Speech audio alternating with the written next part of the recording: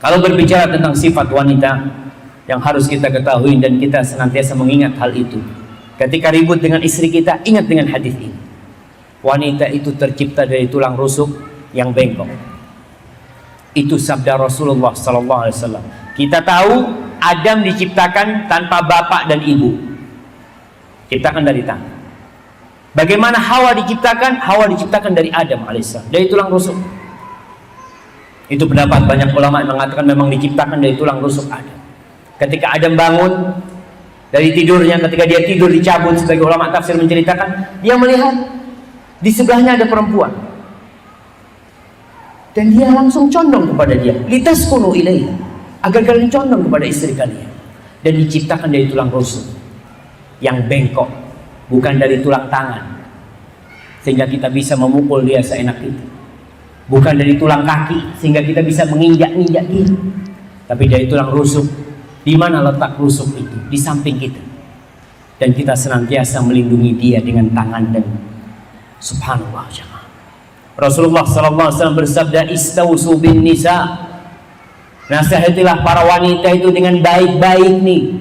Nggak boleh kasar kita tuh terhadap para wanita. Fa innal mar'ata khuliqat min dhila, perempuan itu diciptakan dari tulang rusuk. Wa inna a'waja syai'in fid dhila'i a'la, yang paling bengkok di tulang rusuk itu yang paling tinggi, yang paling atas ini itu paling bengkok. Apa kata Rasulullah SAW? Nih Nabi ngasih tahu kita, kau ke ujung dunia, mau berangkat ke Mekah, mau berangkat ke Madinah, mau berangkat ke Masjidil Aqsa cari istri di sana, ingat semuanya terbuat dari tulang rusuk yang bengkok. Apa kata beliau alaihi salatu wassalam? Fa in dhahabta tuqimuhu kasartahu. Kalau kau ingin luruskan tu wanita, patah. Tulang rusuk kalau dilurusin patah. Wa in taraktahu lam yazal a'wad. Tapi kalau kau biarkan, ya dia tetap bengkok. Memang seperti itu tu wanita. Fastausu bin nisa. Ya udah kalian nasihatilah wanita dengan cara yang baik. Hadis ini diriwayatkan Imam Bukhari dan Muslim. Di dalam riwayat Ibnu Hibban, Rasul SAW mengatakan fastamti biha ala ma kana minha min iwad.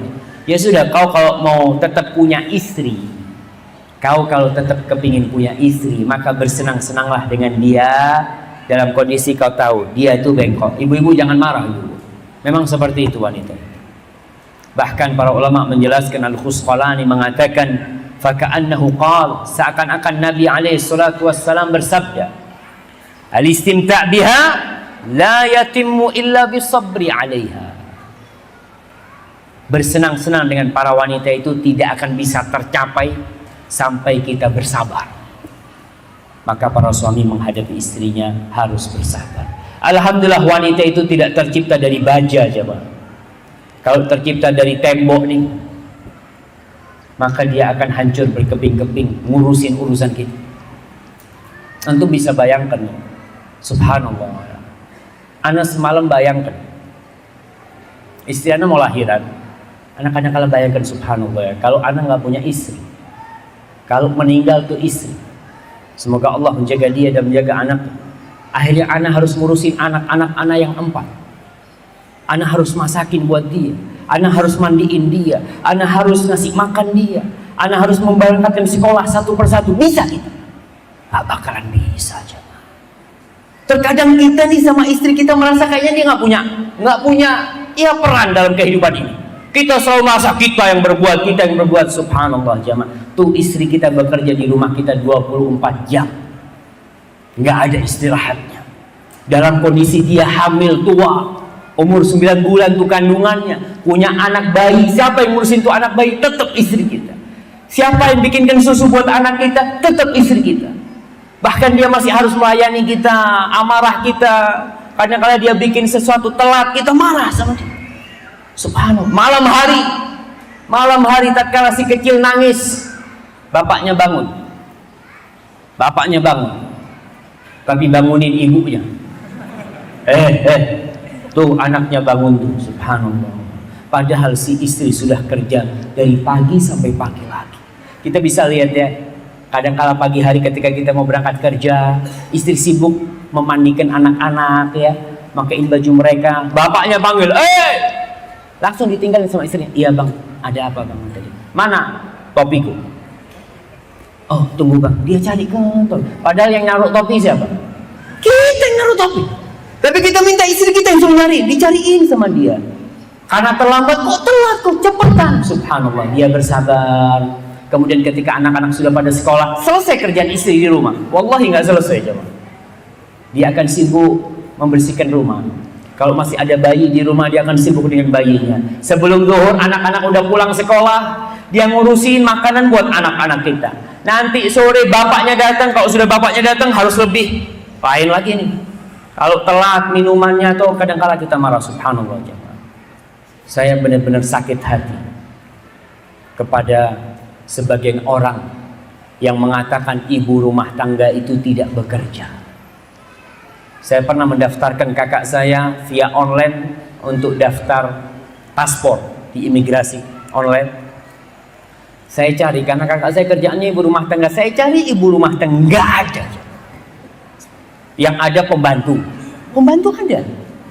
Pembantu rumah tangga ada disebutkan, koki ya, satpam, ada yang penyanyi, ada apa. Subhanallah, ibu rumah tangga nggak ada. Akhirnya saya tulis yang lainnya. Subhanallah. Padahal istri kita, ibu rumah tangga itu, dia adalah pembantu, dia adalah guru. Siapa yang ngajarin anak kita alif, ba, ta, sa? Yang mengajarin dia memanggil ummi, abi, siapa yang ngajarin anak kita berdiri? Istri kita. Bapaknya sibuk di luar. Siapa yang hantarkan anak kita sekolah? Siapa yang masakin buat anak-anak? Istri kita. Dia lebih dari kopi. Dan lebih dari itu, istri kita adalah security yang paling ikhlas dan paling loyal.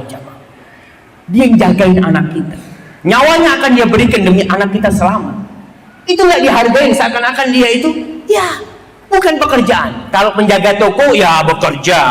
Saya bekerja. Apa kerjaannya? Saya di sebuah hotel.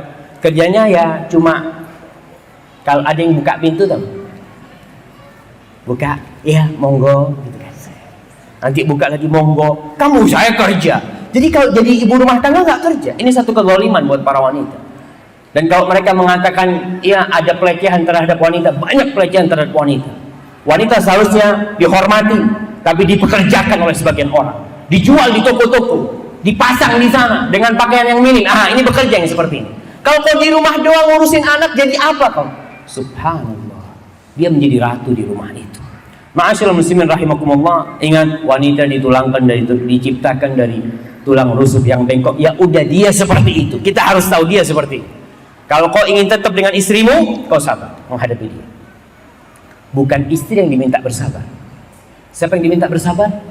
Suami, karena istrinya seperti itu. Sifat kedua wanita, pencemburu. Wanita itu pencemburu, subhanallah. Dan itu sudah kodratnya dia. Memang kalau terlaluan harus dilurusin, tapi itu kodrat dia. Kita lihat istri Nabi kita Muhammad SAW, Aisyah radhiyallahu taala anha. Yang kita ini ingin istri kita seperti Aisyah. Kita mau bagaimana istri kita itu berbuat baik kepada kita seperti Aisyah berbuat baik kepada Rasul sallallahu alaihi wasallam. Kita lihat bagaimana Aisyah di rumah Nabi alaihi salatu wasallam. Pernah nih, subhanallah, sallallahu ala nabiyina Muhammad. Kita lihat bagaimana kesabaran kita. Antum kalau kepingin istrinya seperti Aisyah, kita harus seperti siapa? Nabi Muhammad sallallahu alaihi wasallam.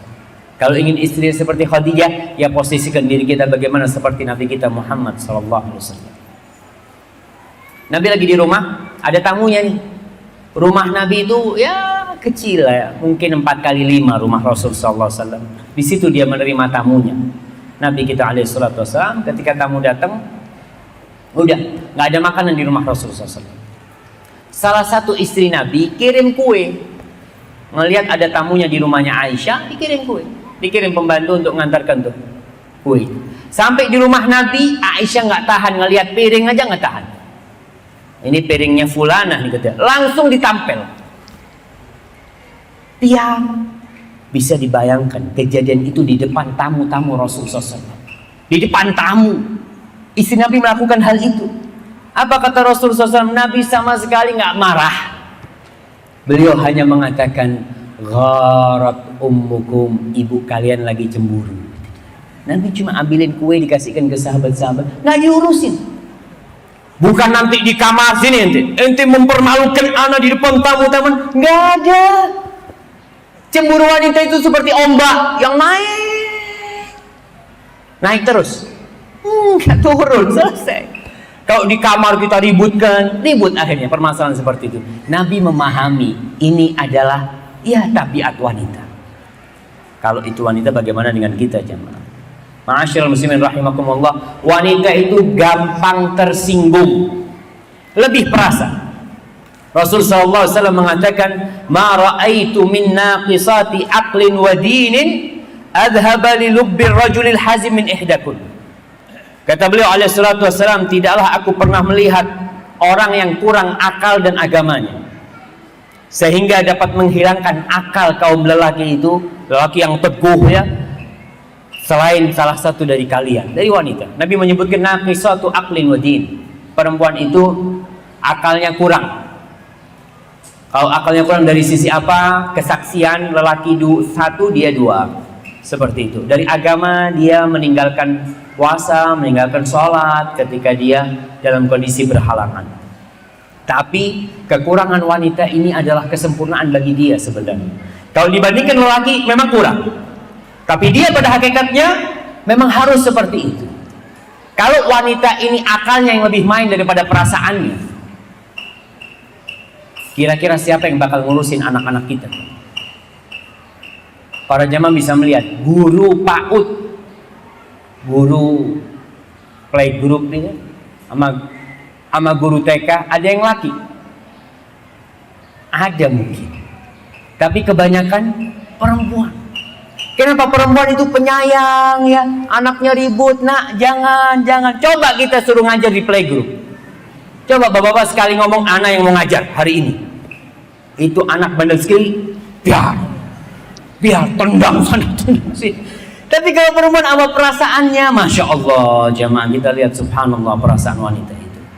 Rasulullah SAW mengatakan kepada istrinya nih, Aisyah, supaya kita tahu contoh kita hari ini adalah Rasulullah SAW, agar orang-orang tahu tuh yang senantiasa menjelekkan Nabi kita Muhammad SAW, agar mereka tahu Nabi kita Muhammad SAW adalah orang yang paling memuliakan para wanita. Nabi pernah mengatakan kepada Aisyah, kata Nabi alaihi salatu wassalam, inni la a'lamu idza kunti anni radiyah wa idza kunti alayya ghadba. Aisyah, aku tahu kapan kau lagi marah sama aku dan kapan kau lagi senang sama aku. Nih, apa kata Aisyah? Min ayna ta'rifu dzalik? Dari mana kau tahu? Apa kata Rasulullah SAW? Amma idza kunti anni radiyah fa innaki taqulin la wa rabbi Muhammad. Kalau kau lagi senang sama aku, lagi ngomong-ngomong, sumpahnya Aisyah ganti, mengatakan tidak, demi Tuhannya Nabi Muhammad SAW. Tapi kau kalau lagi marah sama aku, sumpahmu berubah, kau mengatakan la wa rabbi Ibrahim, tidak, demi Tuhannya Nabi Ibrahim. Bayangkan, Nabi perhatian ya, oh jadi Aisyah nih kalau marah ngomongnya warabi Ibrahim, ketahuan, memang lebih perasaan tuh wanita. Apa kata Aisyah radhiyallahu taala anha? Ajal wallahi ya Rasulullah ma ahjur illa isma. Benar Nabi kata dia, aku tidak meninggalkan kecuali namamu. Jadi kita lihat di rumah Nabi pernah ada sedikit keributan terjadi karena Aisyah manusia biasa ya. Cerita bagaimana Abu Bakar Siddiq ketika lewat rumahnya Aisyah, dengar Nabi lagi ribut sama Aisyah. Aisyah nih radhiyallahu taala anha mengangkat suaranya lebih tinggi dari suara Nabi. Ingat ibu-ibu, hadis ini bukan anjuran buat ibu-ibu untuk angkat suaranya. Bukan. Nggak boleh. Tapi di sini anjuran bagi para suami tentang bagaimana menyikapi apabila itu terjadi. Terjadi di rumah Nabi. Abu Bakar radhiyallahu taala anhu minta izin masuk ke rumah Nabi. Diizinin masuk, disamperin itu Aisyah. Ketika disamperin mau dikasih pelajaran gara-gara ngangkat suara. Subhanallah. Nabi alaihi salatu wassalam menghalang-halangi. Nggak boleh Abu Bakar mendekati Aisyah. Abu Bakar marah keluar. Setelah Abu Bakar keluar, Nabi datang kepada Aisyah. Lihat, Nabi nggak pernah ngomong sama Aisyah, Aisyah, aku nih Nabi. Nggak, kok harus nurut? Nggak. Setelah pulang Abu Bakar didatengin sama Rasulullah SAW. Apa kata Rasulullah SAW? Ala taraina anni qad hultu baina rajul wa bainaki. Kau nggak ngelihat tadi? Aku menyelamatkan engkau dari orang tadi itu. Dari bapaknya maksudnya. Aku kan menyelamatkan engkau, kata dia. Apa? Ya taraddaha, meminta keridhaan Aisyah. Ini namanya orang lagi marah, jangan marah juga. Kadang-kala istri marah, si suami ikut marah juga, ribut akhirnya yang terjadi. Itu Rasulullah sallallahu alaihi wasallam. Kemudian sifat wanita itu dia sibuk dengan penampilan. Ya, nggak seperti lelaki. Lelaki pakai sarung doang keluar jadi. Tapi perempuan mau pengajian, masya Allah, yang sibuk, mungkin dia bercermin 7 kali. Ya, kurang pas, ganti kerudungnya lagi.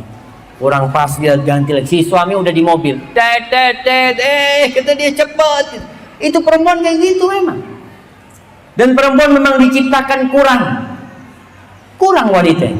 Allah Subhanahu wa taala mengatakan awaman yunasya'u fil hilyati wa huwa fil khisami ghairu mubin. Tuh wanita itu dibesarkan di atas perhiasan. Pakai perhiasan perempuan itu. Kalau ada bayi lahir, lihat bayi lahir nggak pakai anting, nggak pakai gelang, perempuan. Apa kata orang-orang? Ini laki apa perempuan nih? Tapi ketika dikasih gelang, dikasih anting, masya Allah, ayunya, ada dia. Padahal ya tetap bayinya yang tadi itu. Tapi karena ditambahin anting sama gelang, jadi ayu tuh, jadi cantik tuh wanita. Baru jadi perempuan. Kadang-kadang mengatakan masya Allah, tuh ibu-ibu masya Allah, bayi baru lahir dipakein bandu. Kamu lihat kadang-kala sibuk dengan perhiasan buat anaknya yang perempuan. Tapi kalau laki nggak urusan. Perempuan diciptakan kurang dan lelaki diciptakan lebih. Saya selalu ingat dengan lebih itu karena lelaki harus disunat. Ada kelebihan yang harus dipotong baru dia sempurna seperti itu.